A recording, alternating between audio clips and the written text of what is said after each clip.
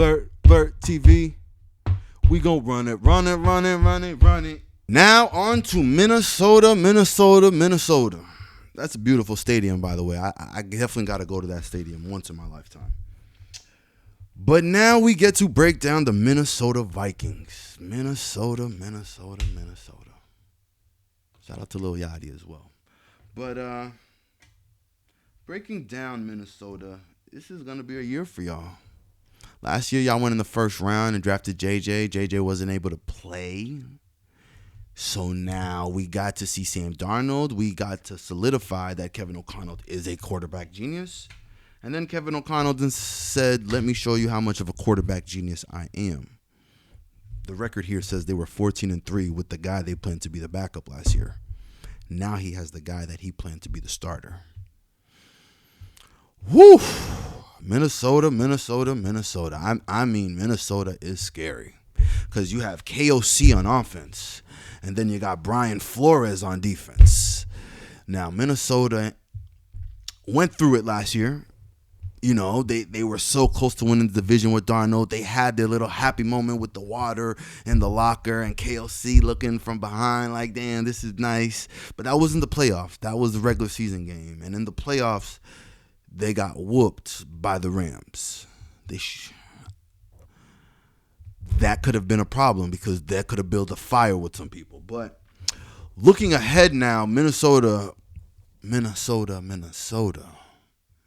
You guys went out into the draft. You guys went out into free agency and went out and did some work in the trenches, better known as trench work. Donovan Jackson on the offensive line. Y'all then went out and got the dude from Washington, Jonathan Allen. Jeez. Y'all then got the dude from San Fran who was on the Eagles, Javon Hargraves. Jeez. Y'all then got, who else y'all got?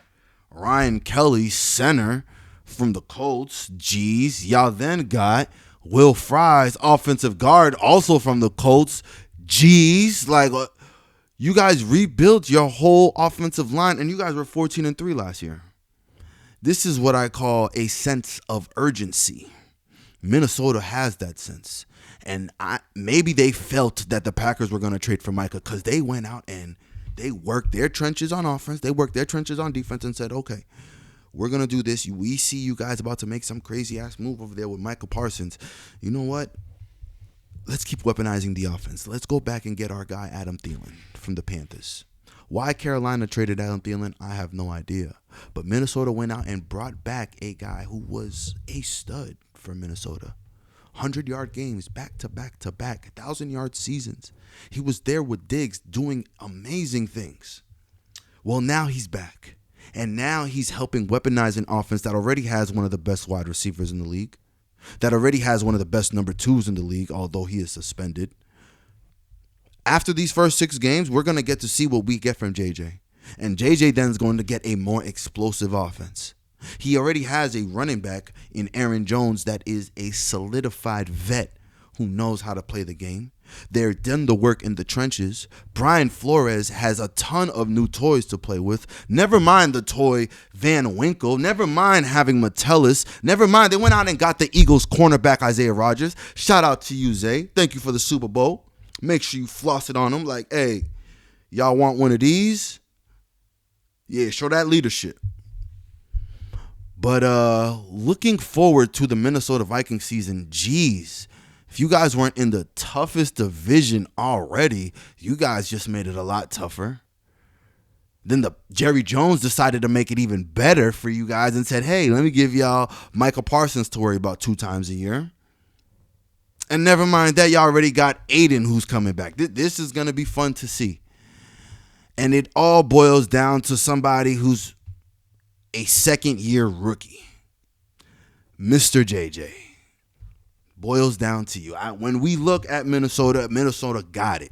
Coaching, got it. Development, got it. Players, got it. Weaponized offense, got it. Running game, passing game, offensive line, defensive, looking crazy with the blitzes. I hate their blitzes. I don't want to play Minnesota. Minnesota is one of those teams I don't want to play, but we got to do what we got to do. So looking ahead, Mr. J.J. McCarthy. You saw what Sam Darnold did last year. And I think you might have been a little nervous. Like, damn, am I going to have to be back up to this guy? Well, KOC said, hey, I'm giving you the keys. I'm giving you the keys, but you now have seen what they can do without you. I don't want you to press and be aggressive, super aggressive, but I do want you to have a sense of urgency to understand what it is to play quarterback in the NFL. It's a different type of level. It's a different type of vision when you're playing. The way you played at Michigan was solid, and you played under a great coach, and you're under a great coach now, and you're set up for success, but you can't push. You just got to let it come to you. You got to know what you're seeing, believe what you're seeing, and believe you're going to make the right decision. You got to be able to look at yourself, make the wrong decision, and blow right past that and say on to the next play.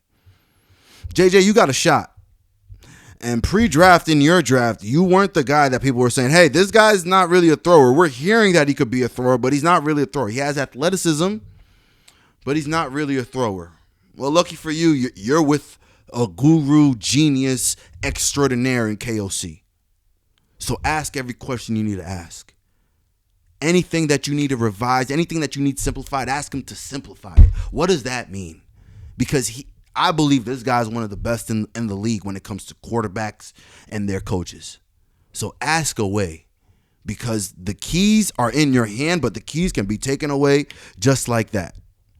Not to say Carson Wentz is going to take your position, but if Carson Wentz got weapons and he does nice and Carson's going to sling it, you need to sling it as well, but you're going to need to be, in the games mentally and working to progress. You saw those quarterbacks you were in with last year. You saw how they played. As bad as Caleb might have looked right now with the bad record and all the losses, 10 losses in a row, he wasn't turning the ball over. There were still gains on Caleb Williams last season. You saw how Bo Nix brought a team to the playoffs that wasn't in the playoffs the year before. You watched Jaden Daniels have the best rookie season ever. You're in that class. You're not with these guys over here. The Shadors, the Dillons, Cam Ward. You're not even trying to compare yourself with Cam. And he's moving in a way that we haven't heard anything about you yet. But you're set up for success in a way that these other guys may not be. So when it comes down to the season, it comes down to how you mentally prepare and how your mental fortitude will react.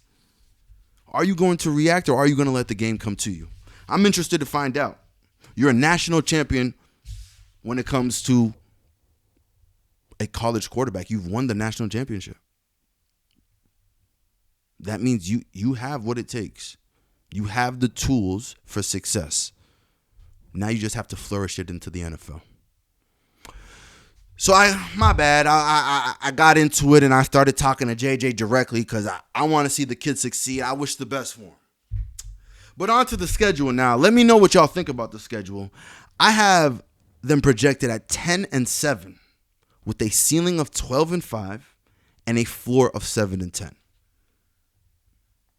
With games like the Pittsburgh Steelers, the Philadelphia Eagles, the Detroit Lions 2 times a year, Baltimore Ravens, the Green Bay Packers. This is not a slight of a schedule.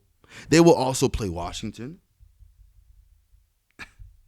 And that conference is a BI. But let me know what y'all think. Let me know what y'all think about J.J. McCarthy coming into his year, what y'all think he might do. He should not be in the Rookie of the Year conversation. I think that's kind of, I know he kind of got hurt, but understanding that the experience that he got from watching and not having to play, I do believe that gives him the experience. Maybe he's not considered as a rookie, but this is still going to be his first year. But last year, it's tough with guys like these. You can't get Rookie of the Year. He was watching KOC last year. He was in the playoffs watching the game. Let me know what y'all think, man. This is Blirt TV, Ash.